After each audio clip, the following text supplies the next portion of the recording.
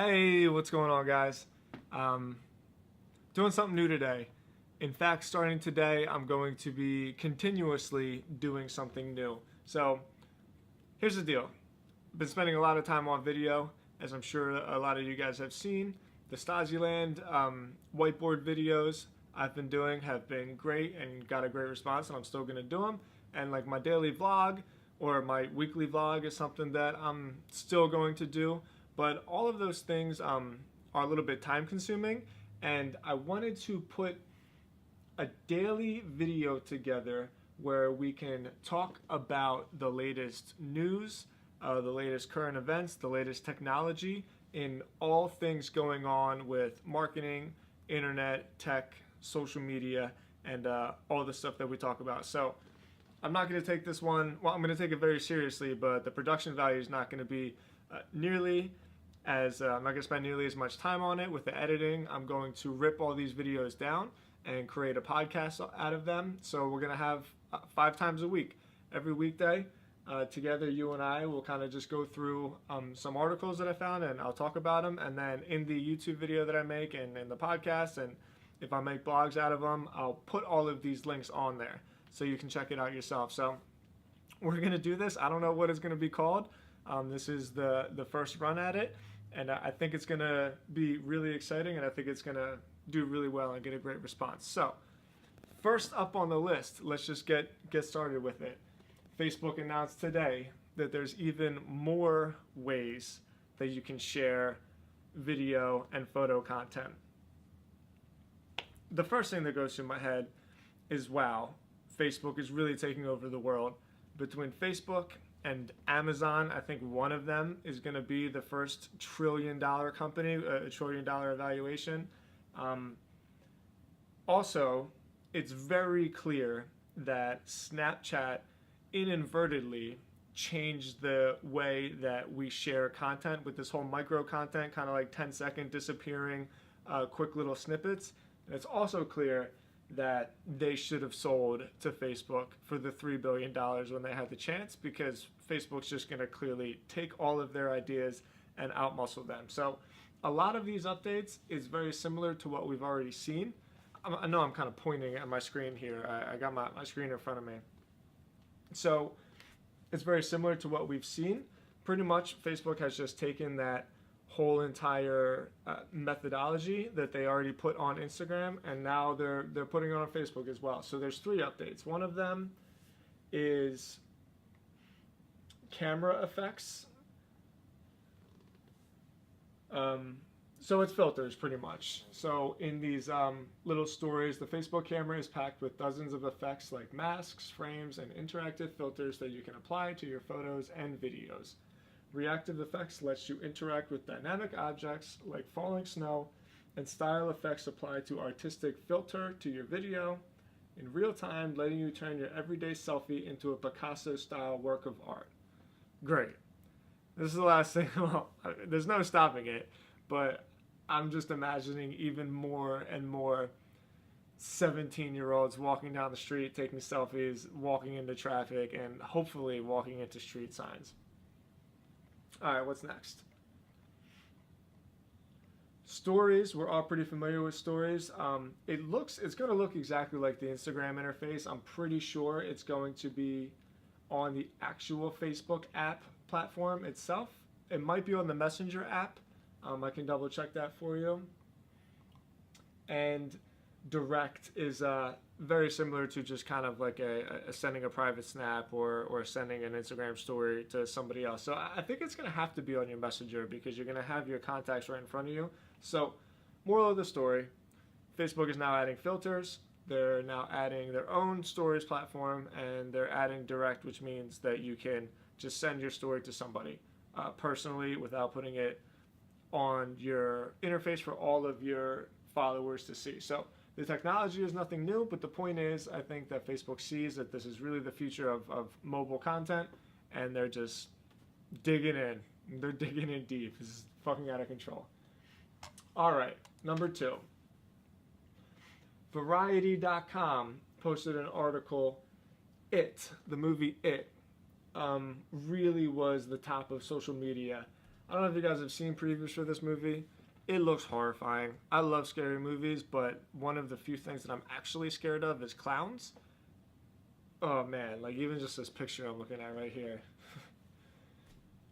Point is that Spider-Man Homecoming and the movie It were really on the top of social media chatter last week with more than 251,000 and 235,000 respectively new conversations according to the media measurement firm ComScore and its pre-act service. This really gets me thinking about the future of television and movies and media entertainment in general.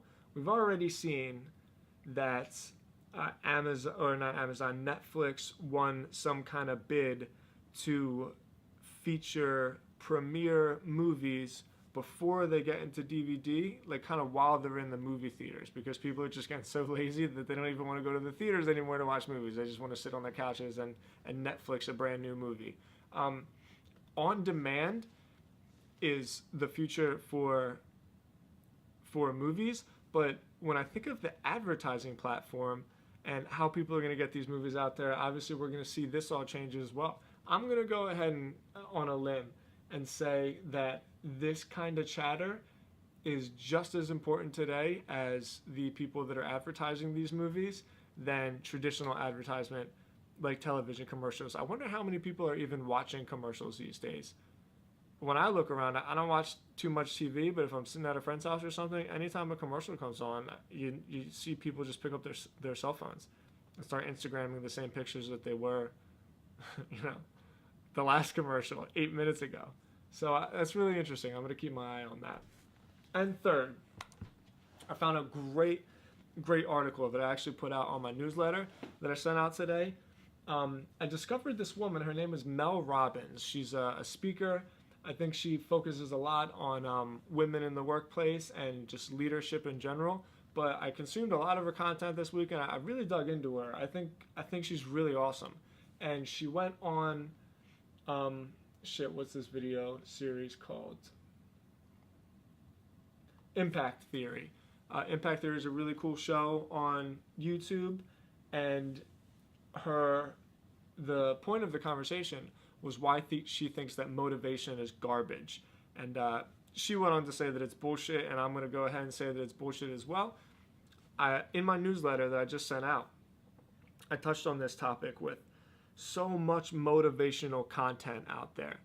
And it's all, you need to be motivated, and let me motivate you. And it's almost like motivation itself is a product now. And there's just so many people gobbling this motivational content up, this product up, that the demand for motivation is at such an all-time high. And it just really bothers me for two reasons. One, it bothers me because motivation is so fleeting. It's such like a temporary thing that happens that if I only worked when I was motivated to work, I would not ever get shit done. And I think that that's a lot of the problem with what's going on with people like not feeling satisfied in their lives. And two, it bothers me because it's creating like this business class of entrepreneurs who have never actually built a business. They've just built an audience, and they've sold informational products to other people on building a business that they've never actually built. So like the business that they're building is a business on selling people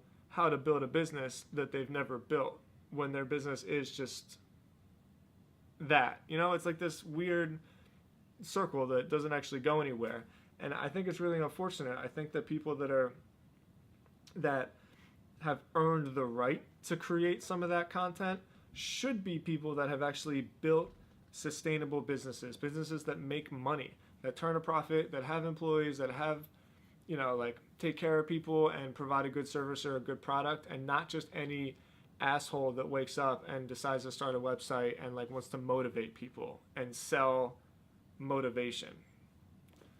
I just think it's silly. It's not something that I'm really into. And anytime I see stuff like this that can help people put their perspective where it needs to be, I'm gonna promote that, because work is never really fun. I mean, I love what I do, and there's plenty of times where I'm like, man, like this sucks. I have to write another article, do another video, do taxes, and deal with clients, and answer a million emails and phone calls, and everything in between.